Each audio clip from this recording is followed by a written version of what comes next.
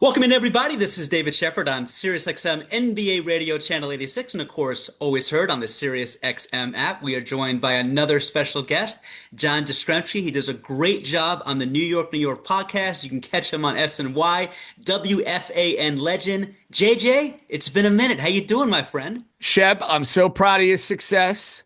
I love that you're killing it on one of the great channels on SiriusXM, which, by the way, is a staple in my car because I have the SiriusXM going now. I'll admit, Shep, when I'm looking to zen out, you're doing sports 24/7. I need the Yes, music. I I try to get it. find the escape. But after a big NBA game, my guy is killing it after these games. I love it, man. I love it. I appreciate that, JJ. And to full disclosure, I was behind the scenes when JJ was on the come up in New York on WFAN and treated everybody the right way. And I know when I get him on this show, he's going to be fair-minded. He's not going to look to castrate anybody or try to ruin anyone's career. And he always calls it like it is. I hope not, Shep. Unless you're going to get me in trouble over the next 15, 20 minutes, I think we're There, good. there you go. So JJ, I want to get you off on Karl Anthony Towns first. The guy, along with Nikola Jokic, leads the NBA in double doubles. You cover this guy on a daily basis, yet he seems to get more criticism than any other star in the association. Do you feel like nationally the media is fair to Karl Anthony Towns, and how would you evaluate his 2025, 2026 so far? It's been a very much mixed bag season, despite the double double stat that you're throwing my way. Because Karl Anthony Towns' superpower, in my opinion, Shep, is his ability to shoot the 3-point shot, which, when he's right, you make the argument there is no better shooting big than Karl Anthony Towns. But I like to call it the Karl Anthony Towns experience. And I think that's why the criticism and the frustration from Knicks fans and from national media gets excessive because they'll see Karl Anthony Towns with all of these amazing skills and everything he brings to the table. At times, the basketball IQ is lacking. We know he's not a great defender, although I'll give him credit in the second half of this year. I think he has done everything in his power to play the best possible brand of defense that he can. He's just not particularly good at it, Shep. He is not going to be Bill Russell as far as guarding bigs. He's just not going to have that same sort of prowess. I think it's taking care of the ball, the dopey fouls that continue to be a problem, and the way at times, Shep, he can disappear in games, which is part on Towns, which is part on Brunson, which is part on Mike Brown. You can't lose a guy like this over a 48-minute stretch of basketball. Like, they put a game against OKC, I want to say about a week and a half ago. Karl Yep. Anthony Towns had, I think, 2 shot attempts late in the second quarter.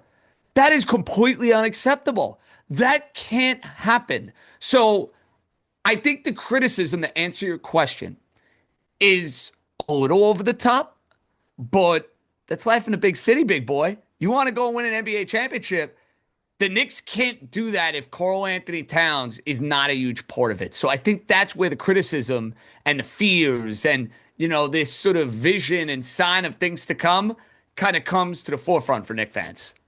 Again, that is the real truth from John Jastremski, aka JJ. You remember him on WFAN. Does a great job on SNY. You can certainly follow his work on the New York podcast. JJ, listen, you mentioned the aspect of an NBA championship. The Knicks are in all likelihood going to finish as that 3 seed. They're bringing back the same squad as last year. And I know you get this question a lot. Jalen Brunson, we saw the dude go 30 and 13 against Atlanta recently, has 17 fourth quarter points. We know how clutch he is. Point blank, is he good enough to be the best player on a championship team? Not a contender, a championship team. That's the $1 million question that everybody's trying to figure out in Nickland. I think it's $1 million question that people, Shep, are trying to figure out in New York City. I think the history of the league would tell us no, but there are outliers. Like most people are going to look at a small, ball dominant guard and say, shelf life to this. Maybe it's conference finals, maybe it's the NBA finals, shelf life. My counter would be he's built different, he's wired different, and if the parts around him are complementary, and he's got to be a part of that now, because I think he's at their best and the Knicks are at their best when he's not taking 30, 35 shots a game. I think if you're in those situations and you're playing a 7-game series and that's the stat line game after game after game, probably bad news for the Knicks. But if it's, hey, efficient 25 from Jalen, and he's money in the fourth quarter, plus Towns, plus Anunoby, Bridges gets his head out of his rear end and plays with some passion and some sort of edge that has been lacking. And of course, Josh Hart does a variety of different things. The pathway, Shep, to them winning an NBA title, and you're a good student in the game and you know the history of the league. I look at the 2004 Detroit Pistons. Chauncey Billups does not exactly profile, like, let's put it this way, Shep. If you asked me this question in 2003, and JJ and Shep are having a conversation on NBA radio back in 2003 about Chauncey Billups, I'd say, on the surface, no. He can't be the best player on a championship team. He's not a Giannis. He's not a LeBron. He's not a Steph. You get where I'm going with this, right? Right. The point was that team was so well-rounded. They were so together. They were so dialed in. That's how they won. That's what this Knicks team has to be in order to go and win. JJ, excuse me for cutting you off for ahead. 1 second. You bring up a fascinating point. We would both agree that Jalen Brunson's peak is far superior to Chauncey Billups' peak, even though we recognize the big shot Billups that he was in the early to mid 2000s. My question for you in that comparison, who's the generational defensive player that the Knicks have that the Pistons had in Ben Wallace, who absolutely neutralized Shaq in ways that no other big at the time could? That would be my pushback and question for you. Yeah, it's a fair one. And look, I don't think OG Anunoby and Mikal Bridges are Ben Wallace. They're not. But they're really, they're supposed to be, in theory, really elite wing defenders. Sure. That was when they put this team together, Shep, right?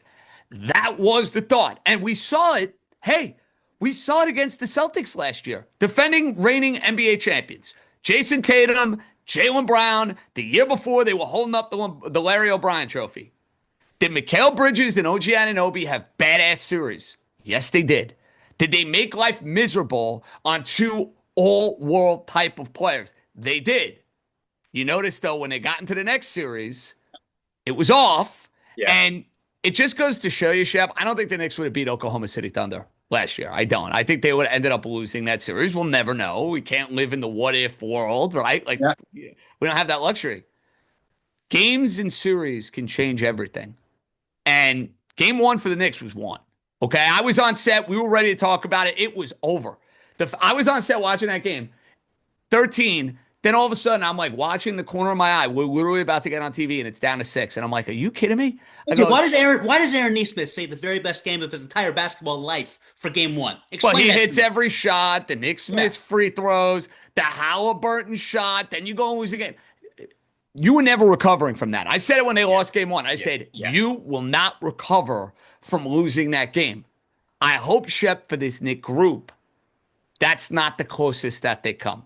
Because that togetherness that I'm talking about that's needed, I, for one, have not felt it throughout this regular season. It's been too discombobulated, too up and down. Now, that could change in the postseason. And that's the thing for this Knicks group. Everything is defined by what they do when the calendar turns to the middle of April. That's it. Like, the Knicks could have won 60 games. Nobody cares if they don't win in the playoffs. They can win 48 games. They're going to win more than that. But the point remains, nobody cares unless it's done come playoff time. And minimum, they better be playing in the NBA Finals, so the season is colossal disappointment. So, JJ, I'm glad you went there. And again, we are joined by John Jastremski. Does an amazing job on the New York podcast. You can always catch him on SNY, WFAN legend. That is not hyperbole. One of the great hosts that station has ever seen. Shep, I need you as a hype man, by the way. You got to start reading the resume when I start doing like galas and appearances and all that stuff. I need you. JJ, I'm not going to BS you. I mean, I get hit up all the time because I'm an artist. I'm a longtime Odyssey guy. You're a longtime Odyssey guy. People still bring you up all the time. And I'm sure you get that in your mentions, but I see it all the time. So even though it's been, I don't know if you know this, it's been more than 5 years. Oh, I know. Okay. I know. I don't know. Okay. Trust me, dude. Even though it feels like a decade ago or it feels like Right, yesterday, depending on how right. you look at it. But yeah, crazy. Time flies, man. But speaking of time flying, it feels like yesterday Thibs was the coach of this team. It feels like yesterday he was going to be the guy to lead them to the promised land, getting them the best result they've had in a quarter of a century.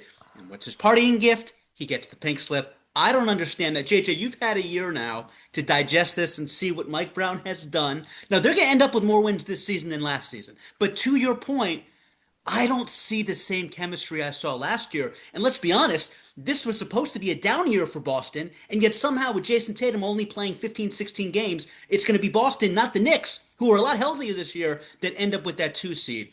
Evaluate the job that Mike Brown has done in relation to the job that Thibs did the year before. Okay, let's make something perfectly clear. I did not want a coaching change. I Same. was pissed off when the Knicks made a coaching change. I'm a Thibodeau guy. I give him a ton of credit for building this baby from the ground up. And you want to pin not playing a bench on him? Fine. Indiana was better. They didn't lose because of Tom Thibodeau. They lost because the Indiana Pacers were a better team than the New York Knicks. Okay. Collaborative. You know how it is. We've seen it in sports all the time. They want everybody locked in. They felt like Mike Brown, better communicator, conveys the message, all of the talking points that were rehashed throughout the course of the summer. How has he done so far? He's been fine. I think he's done a good job getting the bench involved. I'll give him credit for that. But I also think he's got to take a hit for the fact that he was supposed to come in and maybe unlock another level of this team that, Shep, for me at least, I have not seen in the regular season. To me, I've seen the same team that I saw last year.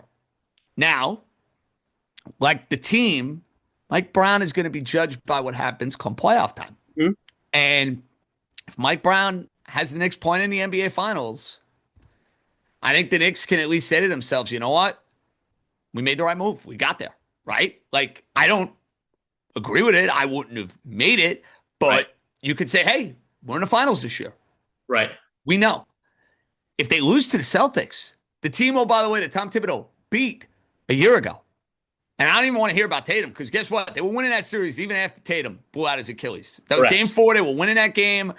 The Knicks were not losing 3 straight games in that series. Celtic vibe was off. The older guys like the Horfords and the Porzingises and the Holidays that were big parts of the team 2 years ago were not the same last year. Knicks are going to win that series. Yes. They lose to the Celtics. I mean, the first place I'm going to look is the head coach, and then you know who the other 2 guys are going to get the brunt of it. It's going to be Towns. It's going to be Bridges. That's the way it goes.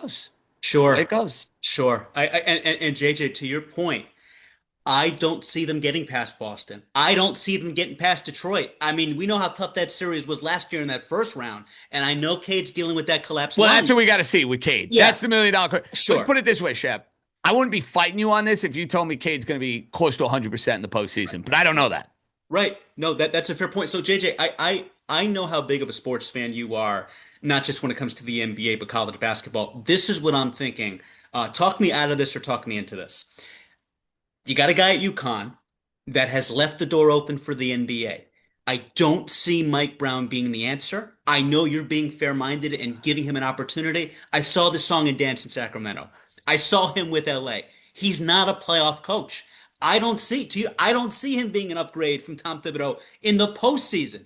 I mean, they got the only postseason success he ever had was when he gave the ball to LeBron and says, "Go out and score 25 to 28 points and single-handedly bring the Cavs to the NBA Finals." And then they went up against a well-coached team and get swept. That's a different discussion for a different day.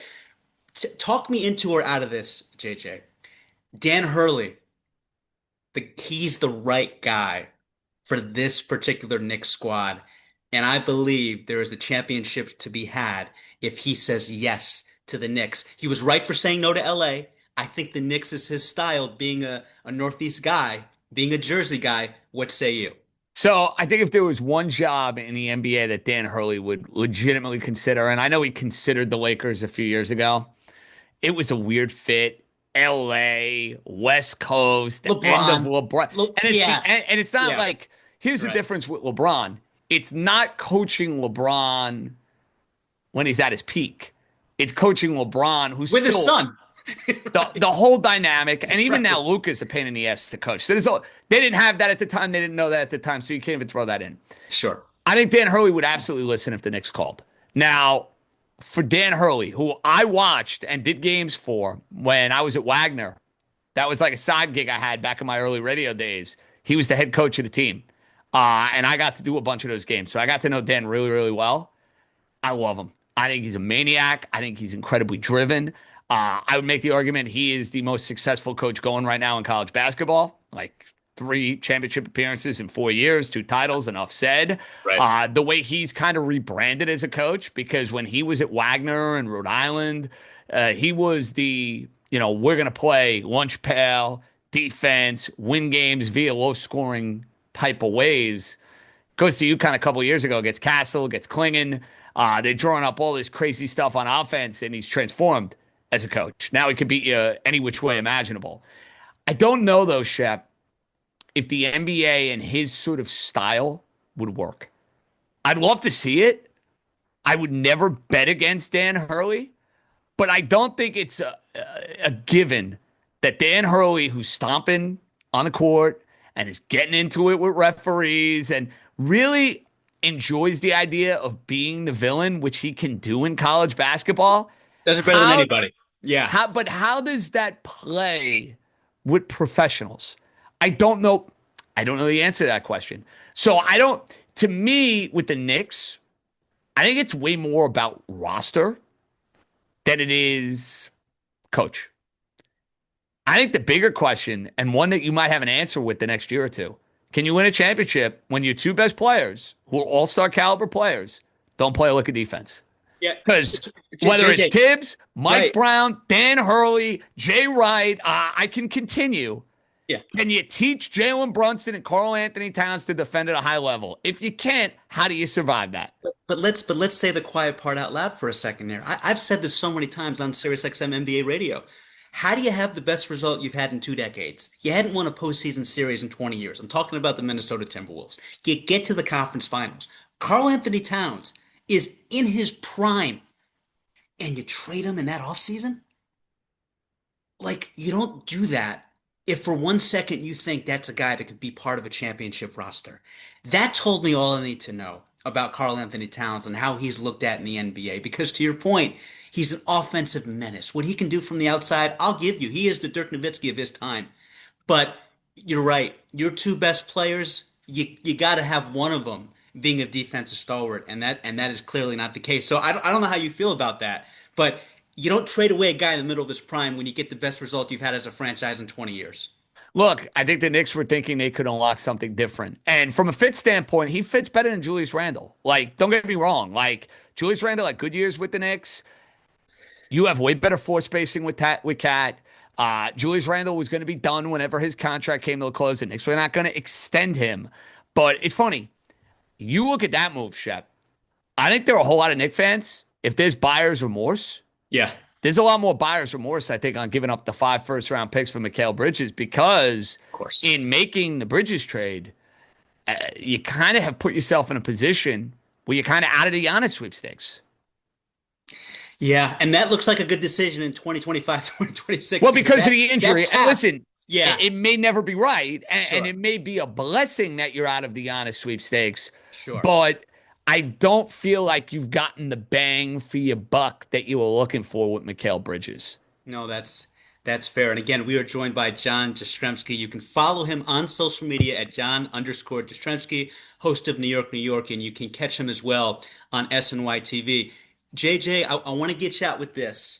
And we really appreciate you coming on SiriusXM NBA Radio. You do a great job on TV and on your podcast talking about this Knicks squad. I want to talk about you for a second. You had an historic run at WFAN for a long time. People to this day, I will see, comment in Reddit and all types of public platforms about your career there. When you look back at your time at WFAN, it's hard to believe it has been over 5 years since you have hosted there. What comes to mind? And I know on your Twitter, it does say JJ After Dark for life. Looking back on that time in your career, how special was it for you? I was super proud of it, man. Super proud of it. You build a sort of camaraderie and a following, and an audience and you watch it grow and you have people all ages like dialed in every word, like that to me has been a really cool part of what I've done from my career standpoint, Shep. You know, you build an audience at FAN, which obviously is this iconic brand, and people sometimes will listen to a radio station. They don't care who the talent is. But when they like the talent and then the talent goes somewhere else and they come with you, that means a lot. That people really enjoyed what you had to say and they want to follow you. Like that's something I'm really proud of what I've been able to do. And I kind of feel like I've now gotten in new media this sort of following where you get some more people along the way and you bring them wherever you go. Like I think that's a real cool part of the journey more than anything else, dude. And listen, we did a badass show on radio, do a badass podcast.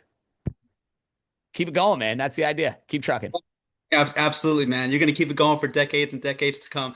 John Jastremski, great having you on SiriusXM NBA Radio. We will certainly do it again. Let's get Sean when the Knicks make the second round of the playoffs, and we'll certainly go back and forth on that. But thank you so much for making time for us, man, and continue to kill it on New York, and SNY as well, brother. Great to talk and Knicks basketball with you, man. It's been a pleasure. Shut up anytime, man. Keep it up. Good stuff, man.